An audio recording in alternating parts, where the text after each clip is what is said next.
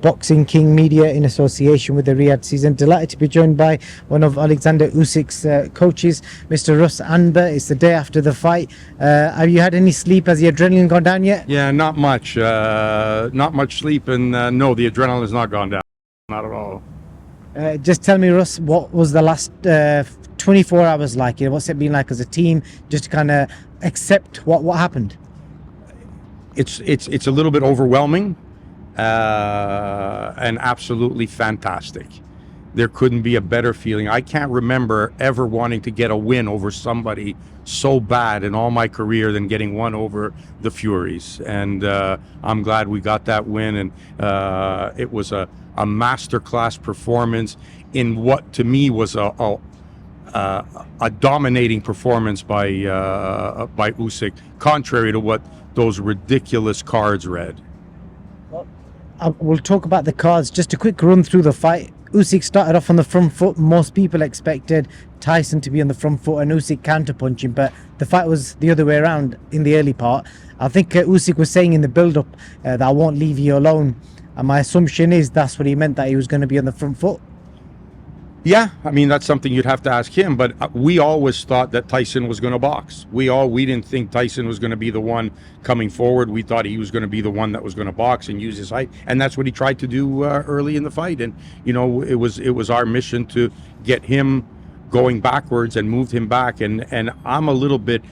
I had this argument with Eddie Hearn yesterday, you know, saying that, oh, Fury dominated the first half of the fight. And I'm thinking, are you watching what punches are landing and who's landing the punches? For the first 3 rounds, I don't think Fury threw a real legitimate punch, you know, like he was backpedaling. Usyk kept landing that straight left hand to the body, landing, boom, landing, clean shot. Like when clean shots were landing, it was Usyk who was landing. There wasn't a whole lot of action going on, but those were the clean shots that were landing. And when I'm listening to people saying, you know, that, oh, Fury won the first half of the fight, I'm like, I don't know what fight you're watching or how fights are supposed to be scored these days, but that was not the case. And I think in the corner, I think I gave the first 3 or 4 rounds to Usyk, gave 5, 6, definitely 6, because that was Fury's best round without a doubt. 7 I might have given to Fury as well, because he started trying to throw some body shots. A few wayward shots got in there, but and then I thought after that, which I had said when I had done different interviews, that to me the fight was going to play out in the last 6 rounds of the fight, that this was going to be a 6-round fight, and that's what it turned out to be. And Usyk did what everyone expected him to do, or at least we expected him to do, was to push that pedal all the way down and really push the fight. And you saw what happened in the 9th round. In the middle rounds, from like 4, 5, and 6, a lot of the online consensus was Tyson's very close to stopping him here, because we saw Alexander, obviously a couple of times he was on the back foot when Tyson was kind of putting the pressure on him. And I think the assumptions online, just reading all the tweets, people are saying it's a matter of time Tyson's going to stop him.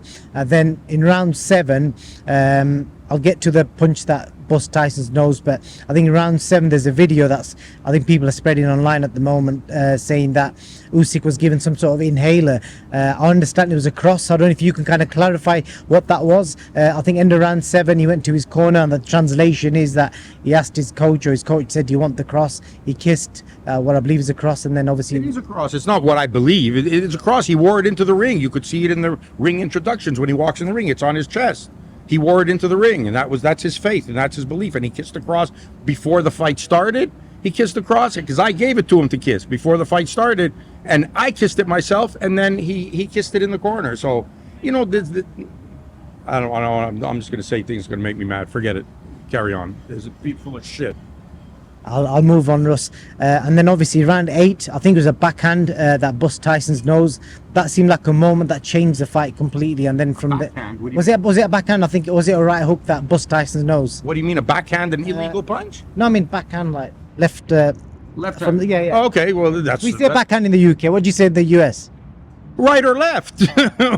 Because that's what it is. We say backhand.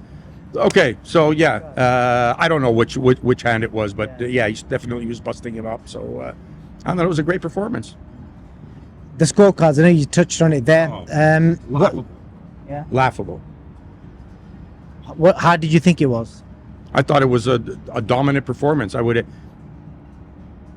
8-4. I think it was a solid 8-4 fight for Usyk. Benefit of the doubt, 7-5. There's no way it's closer than that. There's no way. There's no way it's a draw, and there's no way you can score that fight for Tyson Fury. Absolutely impossible. As a matter of fact, it could have also been stopped in the ninth round, where the instead of letting Usyk finish the job, they jumped in and gave him an 8 count, and scored it a knockdown, which is a 2-point round. So you tell me how on those scorecards with the 2 points in that round that fight was scored that close by the judges. Insanity. Should it have been stopped? Do you think that was a good decision by the referee to allow it to carry on? No, I don't think it should have been stopped. I don't think it should have been scored a knockdown. I think Usyk should have been allowed to finish the job because he had him reeling, he had him going. You have the option to either stop the fight, or let Usyk finish the job. But that's what they tell you in the dressing room. If you're in trouble, put a knee to the ground because I have no alternative but to stop the fight. And this business that the ropes were keeping him up, well, the ropes, it's a square ring, right? When you're bouncing and trying to save yourself, of course you're going to fall into the ropes. That's what you're supposed to do, Is there not a rule where if the ropes keep you up, is classed as a knockdown? Okay, but now listen, you see, you got to understand this. Keep you up. Keep you up meaning you get knocked down and your hand hooks under the bottom of the rope and prevents you from falling down. You're out. You can't go down. You're locked in a position that you cannot go to the ground. Yes, then that's right. But that wasn't the case. That wasn't the case. He was bouncing off. He bounced off the rope 6 different times. Why was the last one any different? Why was the last one any different? He should have been allowed to finish or stop the fight. If he was defenseless, stop the fight. There's no standing 8 count. And then the actual fight itself, obviously, so it was a great contest back and forward. After that knockdown, it was still back and forward, and it was a great fight. I think the fans enjoyed it. I asked Alex this earlier. Obviously, a lot of comparisons are made between Tyson Fury and Anthony Joshua. You guys were in the corner. You will have been there when obviously he fought AJ. I'm just curious to know from your opinion. Did Tyson Fury give him a harder fight, or was it an easier fight than Anthony Joshua? Listen, I think they're both tough fights. 24 rounds with Anthony was never going to be easy, and he got hurt with Anthony, if you remember correctly. Got hurt in the 6th round with Fury. Got hit with a good shot. It happens. But I think if we look at who hurt who more, I think Usyk hurt Fury a lot more than Fury hurt him. So, but to compare the two, it's both are tough fights. I mean, you're fighting big, strong guys, and like I told you before the fight. It's never going to be easy facing a man who's 6'9", 260 pounds. How can that possibly be easy? The only guy who might have had an easy time is George Foreman, because he might have just hit him with one shot, and then that would have been that. But not everybody's George Foreman. You're boxing, you're a historian as well as a trainer and all the other things that you're involved with, the rival boxing gloves. So I've got to ask you, Alexander Usyk, where is he in the all-time greats list, just as your phone rings? I don't know, but certainly for this generation, he's certainly one of the all-time greats for this generation. In the history, go ahead. His mythical all-time heavyweight list, and most people will say Ali, or some will say Tyson, some will say Lewis. Where does Usyk rank? I think he's right up there with those guys. How can you not put him up there with them? Do you put Holyfield up there? If you put Holyfield up there, you got to put Usyk up there. Great stuff. Anything else you want to take away from this trip? Because it's been a bit of a mental week. The thing that I took away from this trip was in 1971, I was 10 years old, Gull, and Ali was fighting Fraser. And that was the fight, the fight of the century. And that was my first contact with the sport of boxing, my first love of the sport of boxing, what happened as a result of that fight. 53 years later, I'm in an undisputed fight of the century in Riyadh with Alexander Usyk, one of the classiest humans to ever grace this earth. And I'm part of a victory that made him undisputed champion and the first undisputed champion in 25 years.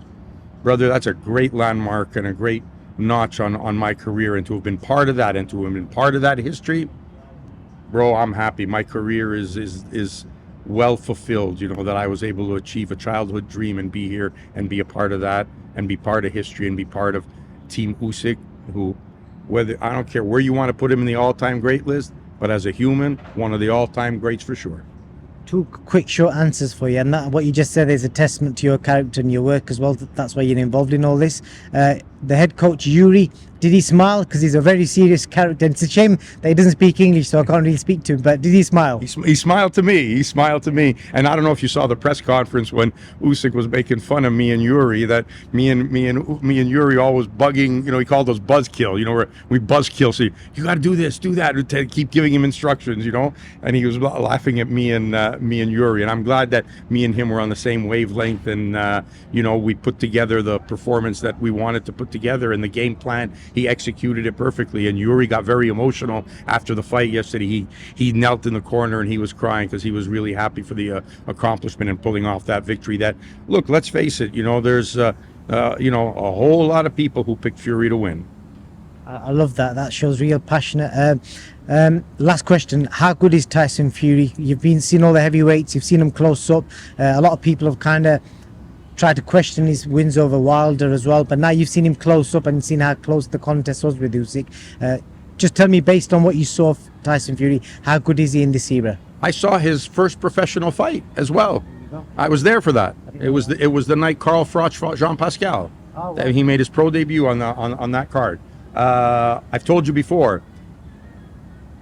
For all intent and purposes, a man that size should be a big, lumbering, slow heavyweight, you know, that against someone who's got some skills, you'd be able to handle the size rather easily.